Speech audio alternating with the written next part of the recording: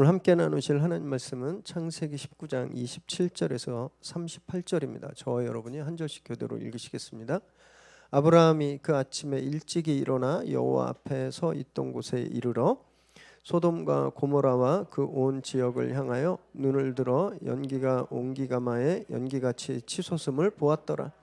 하나님이 그 지역의 성을 멸하실 때 곧 롯이 거주하는 성을 엎으실 때에 하나님이 아브라함을 생각하사 롯을 그 엎으시는 중에서 내보내셨더라. 롯이 소알에 거주하기를 두려워하여 두 딸과 함께 소알에서 나와 산에 올라가 거주하되 그 두 딸과 함께 굴에 거주하였더니 큰딸이 작은딸에게 이르되 우리 아버지는 늙으셨고 온 세상의 도리를 따라 우리의 배필될 사람이 이 땅에는 없으니 우리가 우리 아버지에게 술을 마시게 하고 동침하여 우리 아버지로 말미암아 후손을 이어가자 하고 그 밤에 그들이 아버지에게 술을 마시게 하고 큰딸이 들어가서 그 아버지와 동침하니라. 그러나 그 아버지는 그 딸이 눕고 일어나는 것을 깨닫지 못하였더라. 이튿날 큰딸이 작은딸에게 이르되 어젯밤에는 내가 우리 아버지와 동침하였으니 오늘 밤에도 우리가 아버지에게 술을 마시게 하고 내가 들어가 동침하고 우리가 아버지로 말미암아 후손을 이어가자 하고 그 밤에도 그들이 아버지에게 술을 마시게 하고 작은딸이 일어나 아버지와 동침하니라. 그러나 아버지는 그 딸이 눕고 일어나는 것을 깨닫지 못하였더라. 롯의 두 딸이 아버지로 말미암아 임신하고 큰딸은 아들을 낳아 이름을 모압이라 하였으니 오늘날 모압의 조상이요 작은딸도 아들을 낳아 이름을 벤암미라 하였으니 오늘날 암몬 자손의 조상이었더라. 아멘. 오늘 우리에게 주시는 하나님의 말씀입니다. 미국 최초의 여성 노벨 문학상 수상자가 어느 분이신지 혹시 아시나요? 너무너무 잘 알고 있는 분인데 대지, 소설 대지를 쓴 펄벅 여사입니다. 이 펄벅 여사는 좀 보통이 아닌 좀 특별한 삶을 사셨는데 부모님이 선교사셨어요. 중국 선교사. 그래서 아주 어렸을 때부터 부모님을 따라 중국에 가서 어린 시절을 보냈습니다. 그래서 이 펄벅 여사는 중국을 제2의 고향으로 생각합니다. 또 우리나라도 굉장히 사랑하셨어요. 우리나라도 여러 번 방문하셨고 직접 한국 이름을 박진주라고 지을 정도였습니다. 그리고 여러분들 잘 아는 일제강점기의 민족운동가 여운형 씨가 이 펄벅 여사의 제자이기도 합니다. 중국에서 대학에서 영문학을 가르칠 때 그 제자였었어요. 근데 이분이 어렸을 때 경험한 어떤 특별한 기억을 항상 간직하고 있었습니다. 한 번은 굉장히 심한 가뭄이 들었대요. 농작물이 다 마르고 물을 구할 수 없어서 심한 가뭄이 들었는데 마침 그때 아버지께서 이제 사역을 위해서 좀 멀리 출타하시게 되었대요. 근데 이 동네 사람들이 수군수군 되는 거예요. 왜 이렇게 비가 안 오나? 날씨가 이렇게 가무나? 그러면서 사람들 사이에 흉흉한 소문이 돌았는데 이 백인들이 우리 동네 와서 신이 노하셨다. 이런 얘기가 돌다가 마침내 사람들이 이런 유언비에 휩싸여서 이제 펄벅 집으로 몰려오게 되었답니다. 사람들이 이제 몰아낸다고 막 이제 몽둥이하고 횃불을 들고 이제 자기 집으로 온다는 소식을 펄벅의 어머니가 들었어요. 그럼 우리는 도망가잖아요. 애기들도 어린데 막 싸고 도망가거나 이렇게 뭐 골방에 문 잠그고 숨을 텐데 이 어머니가 너무 이해할 수 없는 명령을 내립니다. 집에 대문과 집 문을 다 열고 불을 다 밝히고 집안에 있는 찻잔을 다 꺼내서 차를 따르고 케이크를 다 꺼내놨대요. 마치 손님을 맞이하듯이. 그리고 아이들에게는 평소처럼 거실에서 놀아라. 그리고 어머니는 소파에서 뜨개질을 하고 있었답니다.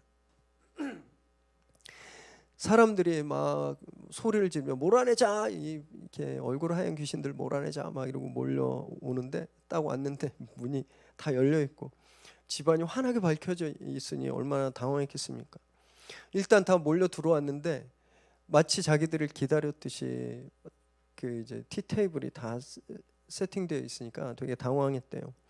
이때 이 어머니가 잘 오셨습니다. 네, 기다리고 있었습니다. 어서 와서 차도 드시고 케이크도 좀 드십시오. 그들을 맞이했다고 합니다. 이 사람들이 얼마나 김이 빠졌겠습니까? 그래서 한올 수 없이 앉아서 케이크랑 차를 마시면서 또 아이들이 거기 펄벅과 그 형제들이 노는 걸 보다가 그냥 돌아갔대요, 집에.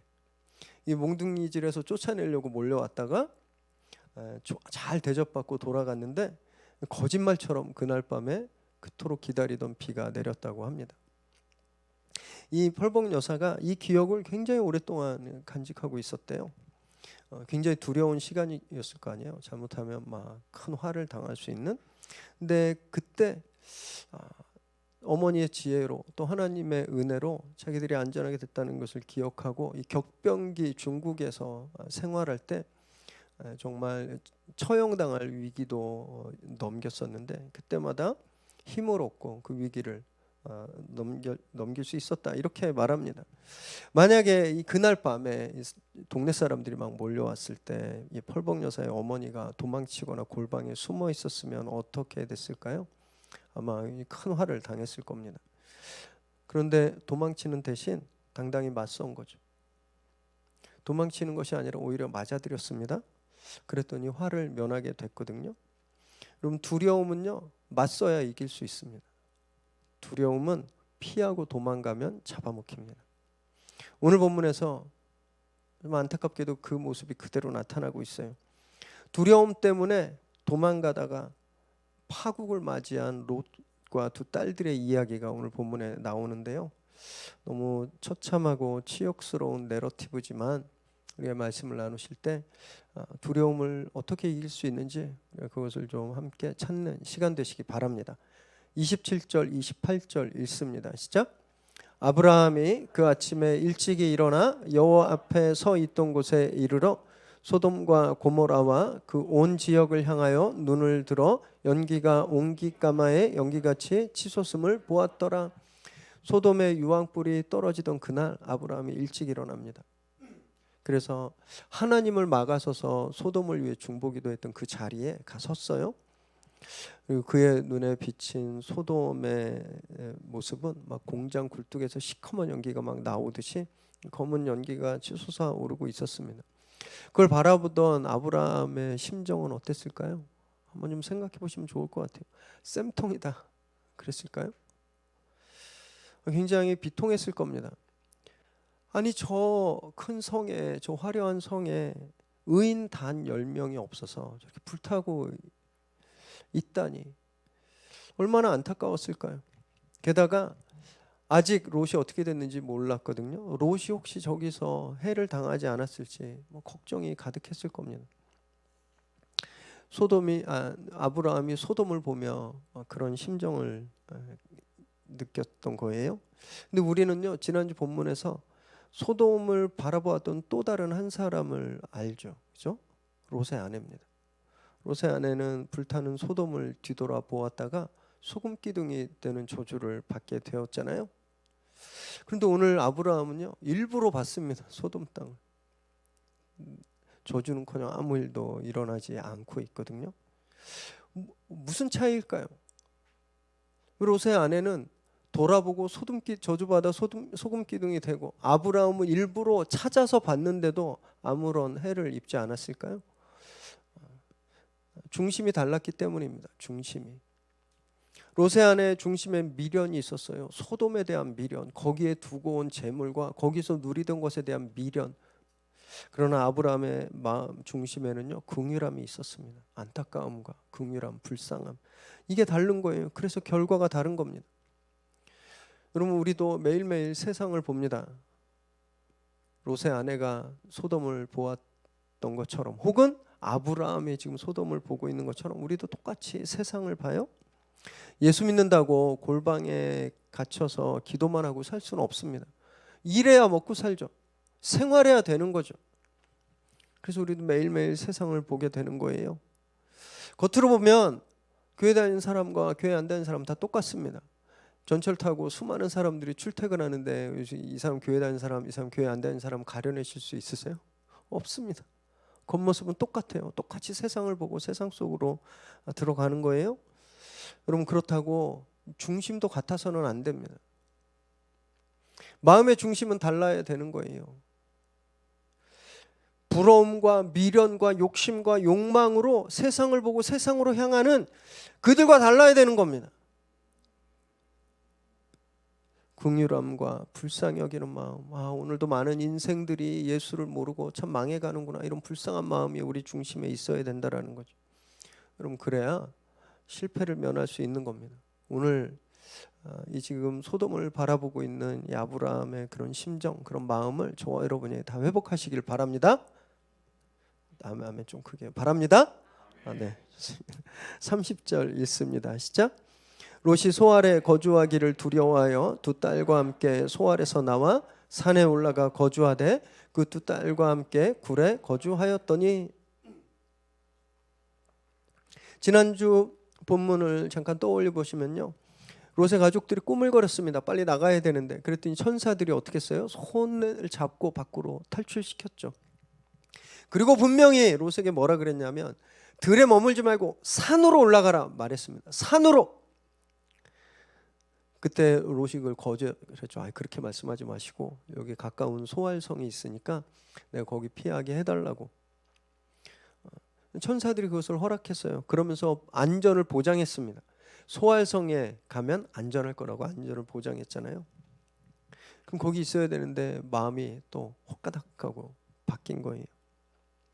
소알에 있다가 소알을 나와서 딸들과 함께 산으로 올라서 좀 굴에 숨는 겁니다. 처음에 산으로 가라는 말씀에 불순종했죠. 그리고 소알은 안전하다는 말씀을 불신하고 있는 겁니다. 말씀을 거절하고 말씀을 믿지 않고 있는 거예요. 말씀이 그에게 아무런 영향을 끼치지 못하고 있는 겁니다. 지금 무엇이 그를 움직이고 있냐면요, 두려움이에요. 두려움이 그를 움직이고 있는 겁니다. 소알에 들어가 보니까 덜컥했을 것 같아요. 제가 좀 생각해 보니까 그 자라 보고 놀란 가슴 소뚜껑 보고 놀란다 이런 말 있잖아요. 소돔이 왜 망했는지 롯은 압니다. 소돔이 악해서, 소돔 사람들이 악해서, 그래서 소돔이 멸망했다는 걸 알았어요. 근데 소알에 들어가 보니까 소알 사람들도 별반 다를 거 없이 살고 있는 거예요. 소돔 사람들처럼. 아이고 이러다 여기도 불 내리겠구나. 두려워진 겁니다. 천사가 거긴 안전할 거라고 말씀하셨잖아요. 그럼 안전하다고 믿고 있어야 되는데 사람들 보니까 여기도 망할까 봐 두려워진 거예요. 두려움이 엄습하니까 산으로 피신한 겁니다.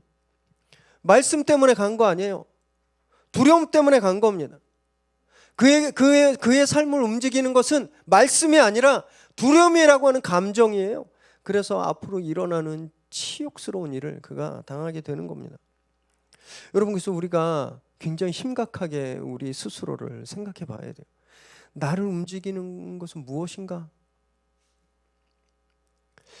나를 움직이는 것은 말씀인가? 아니면 감정인가? 그걸 확인해 봐야 됩니다.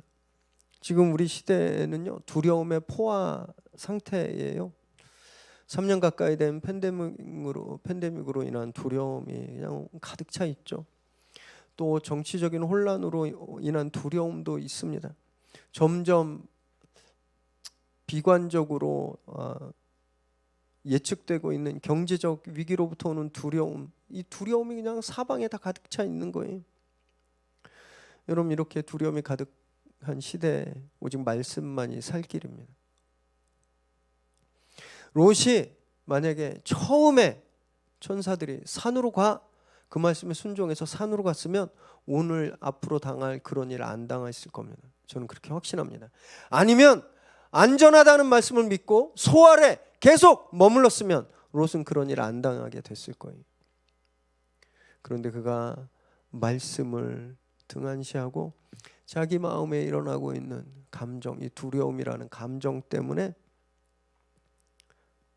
움직였더니 참담한 일을 당하게 되는 거죠. 사랑하는 여러분, 말씀이 우리를 움직이는 동력이 되기를 정말 바랍니다. 그래야 진짜 살 수 있는 거예요. 날마다 말씀을 묵상하시고 말씀을 가까이 하시고 무엇보다 말씀에 순종하시기를 바랍니다. 네, 31절 32절 읽습니다. 시작.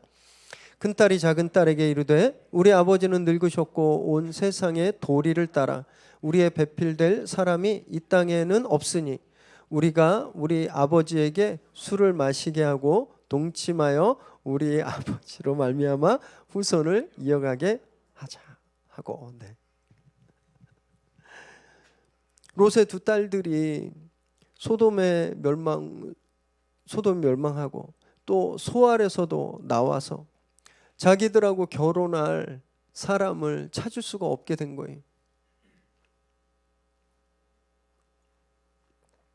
그러자 아버지를 술 취하게 해서 아버지와 관계해서 임신하자 이렇게 모의합니다. 저는 어떻게 이런 생각을 할 수 있을까? 참 참담해요. 물론 당시의 여성들은요 보호자가 없으면 살 수가 없었습니다. 여기서 보호자란 아버지거나 남편이거나 아들이에요. 이 보호자가 없으면 정말 살아가기 너무너무 힘든 시대였거든요. 그래서 자기들이 보호자를 찾고자 한 거예요. 아버지는 이미 나이가 늙었고 아버지가 가시면 자기들 보호자가 없으니까 아들이 필요합니다. 그런데 신랑을 구할 데가 없잖아요. 그랬더니 아버지를 대신 동침해서 그래서 아이를 낳기로 그렇게 모임한 겁니다. 이렇게 두 자매가 버젓이 근친 상간을 논의하는 근거가 있습니다. 그것은 바로 31절에 나오는 세상의 도리예요. 세상의 도리. 여기서 도리라는 말은 습관, 풍습이라는 겁니다. 세상이 늘 그렇게 하는 대로, 세상이 늘 상식적으로 하는 대로. 이 딸들이 지금 무엇에 따라서 이것을 모의하고 있는 거예요? 세상의 방법에 따라서. 세상 사람들 다 하니까 우리도 그러니까 이렇게 하자라고 말하는 겁니다. 기가 막히지 않나요? 세상의 도리를 잘 따랐던 소돔이 어떻게 됐는지 살아있는 증인들입니다. 자기들이 세상의 도리로 살던 소돔이 하루아침에 불이 내려서 다 소멸한 걸 경험한 사람들이잖아요. 전에 들은 사람이 아닙니다. 거기서 죽을 뻔하다가 살아난 사람들이에요. 생생한 증인인데 그럼에도 불구하고 세상의 도리로 이 일을 하자고 하는 거예요. 여전히 소돔의 생활 방식이 이들을 지배하고 있는 거죠. 궁금해졌어요. 이 딸들이 세상의 도리를 누구한테 배웠을까? 누구한테 배웠을까요? 학교 가서 배웠을까요? 부모입니다. 부모. 이전에 소돔에 있을 때 손님들이 집안에 들어왔을 때 소돔 사람들이 와서 그 손님을 내놔라고 했을 때 롯이 어떻게 했죠? 내 딸들을 내줄게 말했죠. 딸들이 인격체가 아니라 소유물인 겁니다. 이 세상의 도리예요. 당시의 여성은 딸들은 세상의 풍습으로 그냥 소유물이었어요. 롯의 아내는 어땠나요? 미련을 참지 못하고 돌아보았죠. 그 마음속에 물질에 대한 사랑이 가득했던 사람입니다. 이 세상의 도리죠. 엄마 아빠가 세상의 도리를 따라 살았으니 딸들이 세상의 도리를 따라 사는 것이 너무너무 당연한 겁니다. 자녀 교육이 그래서 이렇게 중요한 겁니다. 신앙으로 양육하지 않으면요, 교회 다니는 집에 태어난 아이들도 여전히 세상을 기준으로 살아갈 수밖에 없는 겁니다. 부모가 예수 믿고 교회 다니지만 여전히 세상의 도리를 쫓아 살면 아이들은요, 아무리 교회 가도 소용이 없어요. 그 아이들도 똑같이 세상의 도리를 따라 이런 파렴치한 짓도 꺼리낌 없이 모의하고 저지르게 된다는 거예요. 물론 우리 아이들이 공부도 잘해야 됩니다. 예수 믿는 아이들이 리더가 돼야 되잖아요. 맨날 무시당하고 놀림당하면 안 되잖아요. 지혜도 쌓고 지식도 쌓고 총명함으로 공부도 잘해야 돼요. 운동도 잘해야 됩니다. 체력 없으면 공부도 못하거든요. 건강하게 잘 자라야 됩니다. 이거 되게 중요해요. 그러나 신앙이 없으면 아무 소용이 없다라는 거예요.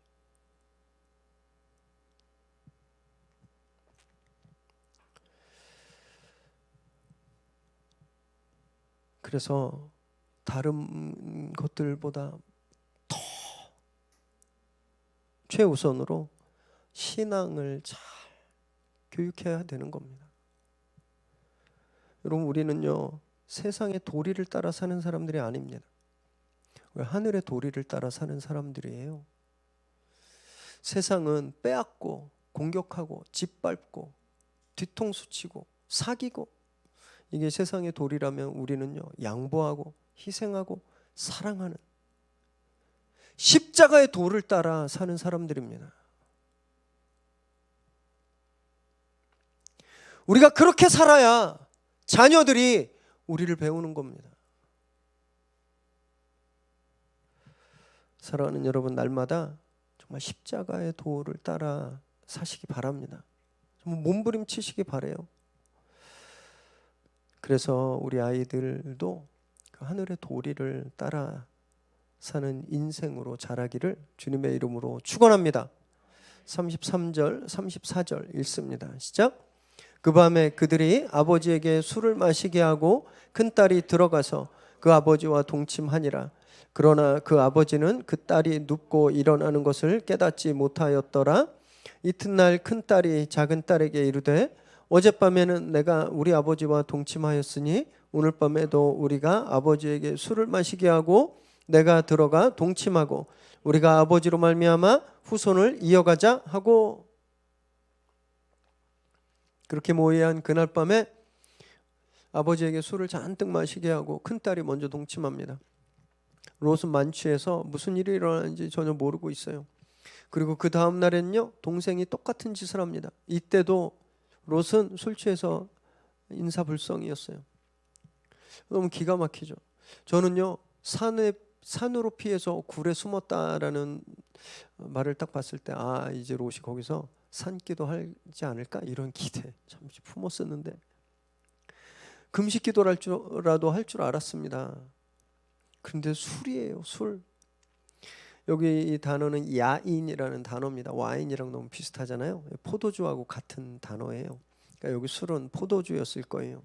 당시에는 물 대신 포도주를 마셨습니다.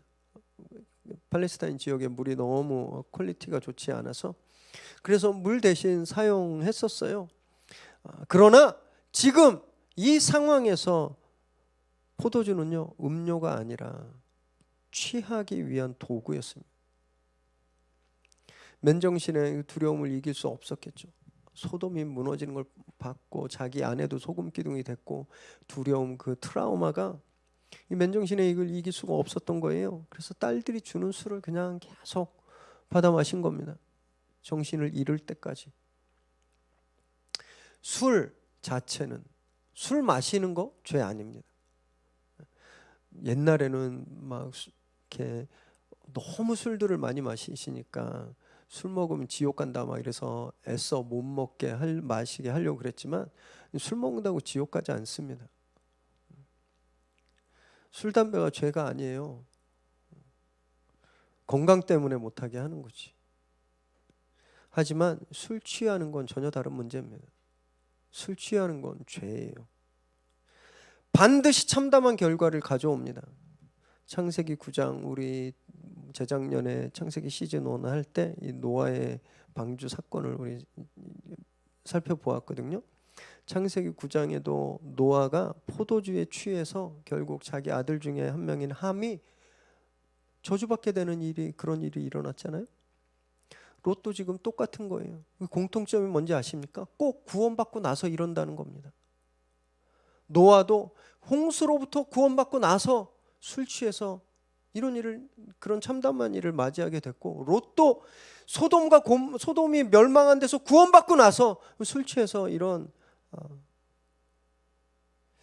참담한 일을 경험하게 된다라는 거예요. 술 취하면 은혜 받은 사람도 죄를 저지르는 겁니다. 그래서 경각심을 가지셔야 돼요. 나는 간이 울트라 간이라 술 마셔도 취하지도 않아 막 이러면서 나 술세 나는 술을 이길 수 있어 이렇게 생각하는 사람일수록 술 때문에 낭패당하는 일이 얼마나 많습니까? 술 한 잔 먹고 괜찮아 운전하다가 걸려서 평생 일궈놓은 인기 하루아침에 다 날아가는 그런 사람 지난주에도 있었잖아요. 불쌍한 게 아니라 화가 나요. 자기한테 있는 그런 책임, 기대 이런 것도 진짜 한순간에 날려버린 겁니다. 술이 그렇게 만드는 겁니다. 술이. 이제 연말이 되고 있죠. 석 달 정도 올해 남았는데 술 약속, 술자리 막 자주 생기실 겁니다. 마음 단단히 드시고 절제하시기 바랍니다. 기도하세요. 성경도 우리에게 이렇게 경고하고 있는데요. 에베소서 5장 18절 읽습니다. 시작. 술 취하지 말라. 이는 방탕한 것이니 오직 성령으로 충만을 받으라. 술 취하지 말고 성령에 취하라고 말씀하고 있거든요. 그래야 정말 매일매일 막 쓰나미처럼 몰려오는 세상의 위협에 우리가 두려움 없이 맞설 수 있는 겁니다. 성령에 취하시기 바랍니다. 그래서 성령의 검으로 우리에게 오는 이 두려움의 파도를 단칼에 갈라버리시기를 바랍니다. 37절 38절 읽습니다. 시작. 큰 딸은 아들을 낳아 이름을 모압이라 하였으니 오늘날 모압의 조상이요 작은 딸도 아들을 낳아 이름을 벤암미라 하였으니 오늘날 암몬 자손의 조상이었더라. 결국 큰 딸이 아기를 낳아서 모압의 조상이 되는 모압을 낳았고요. 작은 딸도 아기를 낳아서 암몬의 조상이 되는 벤암미를 낳았습니다. 이 이름의 뜻이 진짜 기가 막히거든요. 모압의 뜻은 내 아버지로 말미암아 뜻이에요. 내 아버지로 말미암아 내가 임신해서 아기를 낳았다 이런 뜻입니다. 그게 모압이에요. 암몬의 뜻은요. 내 아버지의 아들이라는 뜻이에요. 둘 다 32절 34절을 보면 이 딸들이 모의할 때 아버지로 말미암아 후손을 이어가자고 했는데 그 계획대로 된 겁니다. 아버지의 아들이 내 아들이 된 이런 기가 막힌 일이 벌어진 거예요. 모압 족속과 암몬 족속의 기원은 이런 근친상간으로 시작된 겁니다. 그리고 이 이후로 모압과 암몬은요 아브라함의 후손과 이 가나안 땅을 두고 각축전을 벌이게 되죠.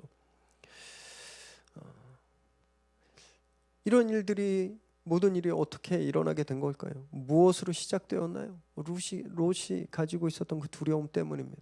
그가 말씀이 아닌 두려움에 따라 움직이고 그가 말씀이 아닌 두려움에 사로잡히니까 그 한 사람만 망한 게 아니라 민족 전체가 그로 인해 생겨난 민족 전체가 이 저주의 굴레를 쓰고 생겨나게 된 거잖아요.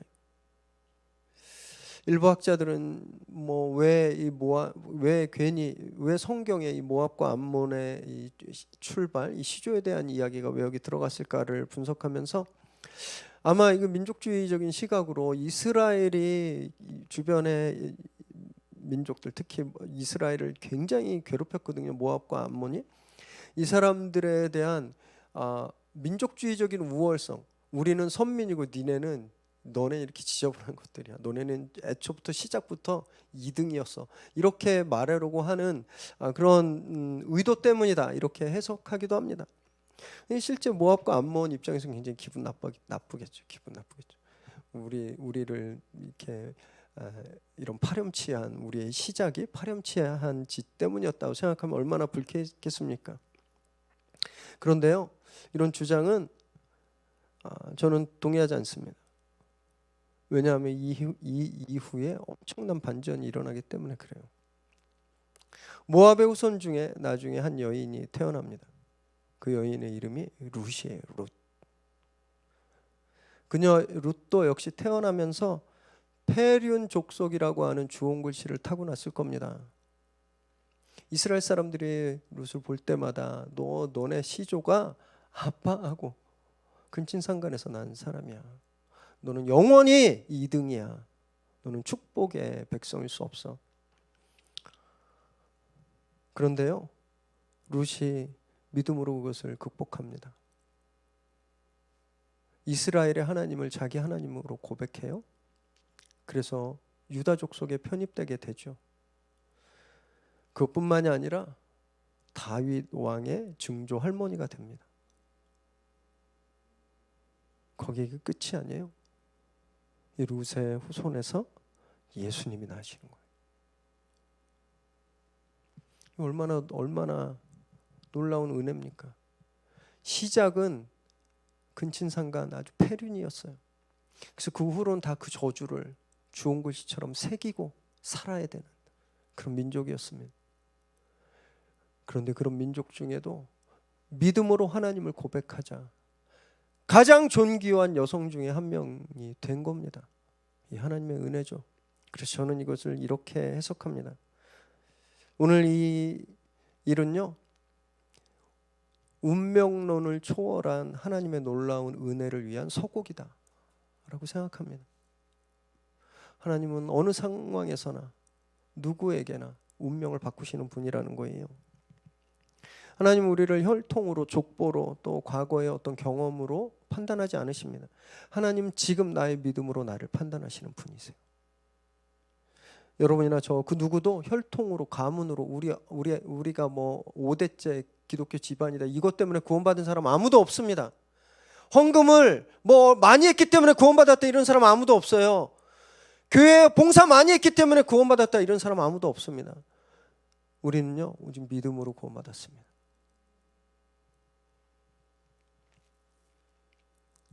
이것이 은혜죠.